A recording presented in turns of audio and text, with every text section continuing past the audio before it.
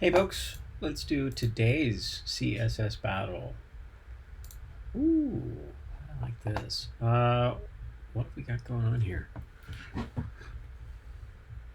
It looks to me we have several different pieces of this, don't we? It's not pure circle, right? We've got a flat end to this circle. So let's use our blank template and put a color in the background and do borders. Now we need to either cover up to get this effect here. We cover it with a thinner element, or cut it out using a clip path. That might be the most straightforward way to do it. No, there's no most here. All right, let's get to it.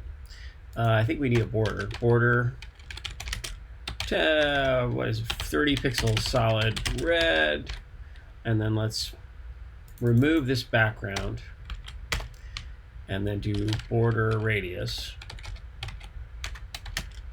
Let's call it 50 pixels to start with. I think it's more than that. Let's go ahead and go 100. Go 100.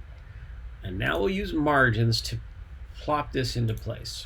Margin, and it's going to be top and bottom margin and then side margin. So 50, 100. And that's the shape we get. Too much. How about 50? And then 60, 50, 40. 40 is the top. This could be right. How about, and then we need to make it taller, 30, 40, 50, 60.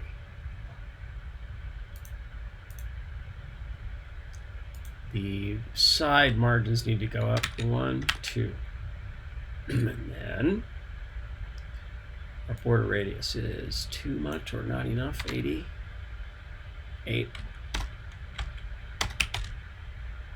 100, 120.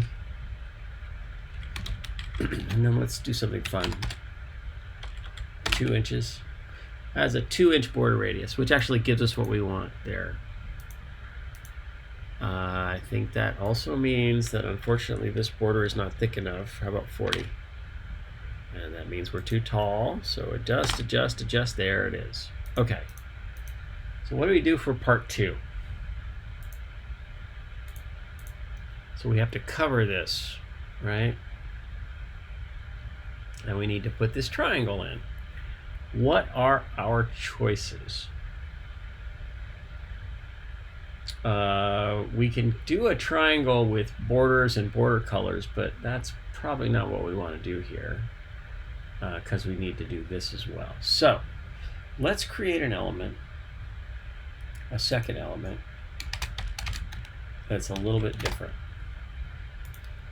P, so this is the second element. For this one, let's call the border width 0 and height of 100. And we definitely need to change the margins here. Margin, we need a negative margin to move it up, minus 140, let's say. And then we need side margins to constrain it to make it even narrower. So let's try 100. And then a bottom margin 0 and 100. And let's see. So let's do background. Because we removed the border, we need to put color on it. Okay, so that's what we got. So how do we do this shape? Let's move this up more. 4, 5, 6, 7, 8. So minus 180. And then let's constrain this even more. 20, 30, 40, 50. Actually, we can do 20, 30, 40, 50. Now let's change the height. Let's change our height. Yeah, let's change our height. 200.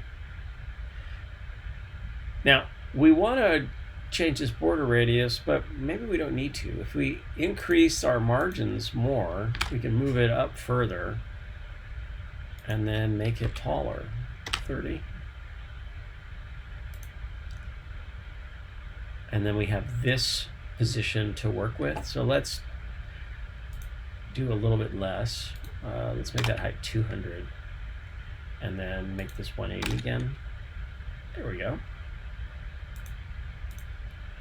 What do we need to do? Oh, and actually, if we do a border width,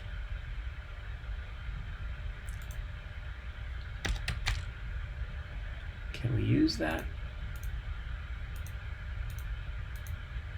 Can we use border width and then border color? We go what? Red and then blue.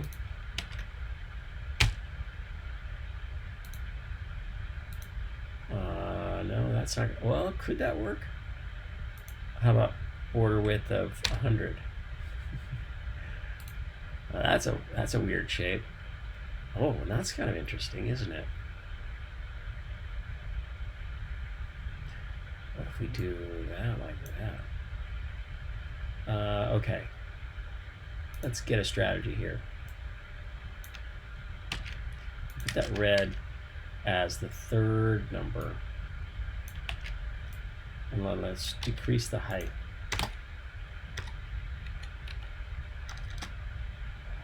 Hope that gives us a triangle. Nah, this is a bad idea. So it's going to be a little bit too tricky to get that angle, and I just don't feel confident that we can do that. So let's do border width of, let's just do border none. We're just going to not try to do a border there. Okay. So we got a background of pink, and we need to set a height, 100. 100, 200. And then let's, okay, so we need, what, a little bit more margin there, 152? Okay. And then our background is a linear gradient, which just starts at red and goes to blue. And we're just going with exactly the numbers we got there. So let's do 40% and then a color stop at 0. 30. That's not too bad. So that's our second element. Now we need to cut it out. We could do a conic gradient to make it blue, but in this case, what I'd like to do is do a clip path. Colon, polygon. This is literally clipping out the pieces. So I'm going to start at 50% 0, and then 100% some, and let's do a variable, dash dash h, and we'll say 40 pixels, just to start with, because maybe that's the height, but I don't know. Var dash dash h, and then 100%, 100%, that's the bottom right hand corner, and then 0, 100%, and then 0 var dash dash h. There's your triangle. And now if I adjust this number, let's make it 40%, make it 30%. That seems like we got it. Let's submit and find out if this is a match. So using shapes, basic shapes, we're able to create that shapes, and then using clip path to adjust. Let's get rid of our var h, which we don't need anymore. It's just a convenience while we're developing. And then we minify using my plugin and unit replace and resubmit, and those are the pieces and the parts that produce this very unusual shape. I guess we could also do what, a var dash dash b for border. That, and then when we can at the end of this set dash dash b colon and get the same effect. So let's submit that now. So dash dash b, and then we're kind of unsetting it in the second element. No border, and that's it. Let's see, what else can we do? Yeah, I'm content with that. That's pretty fun. Very fun. Did some exotic units, peculiar sizing of things, and explored the space. You could absolutely do this with all backgrounds. Like these are, even though you got this, the border radius, you could do half a circle, right? You could do this using 2 elements because this is symmetrical around this axis. So many choices. You could do it and then do a triangle as the second element, and then put the clip path actually on the first element where the border and the rounded rectangle is. So lots of choices. Fun one. Thanks for watching. Have a great day and make something cool with CSS. It's rough out there. HTML and CSS are awesome. Thanks a lot for watching. Take care. Bye.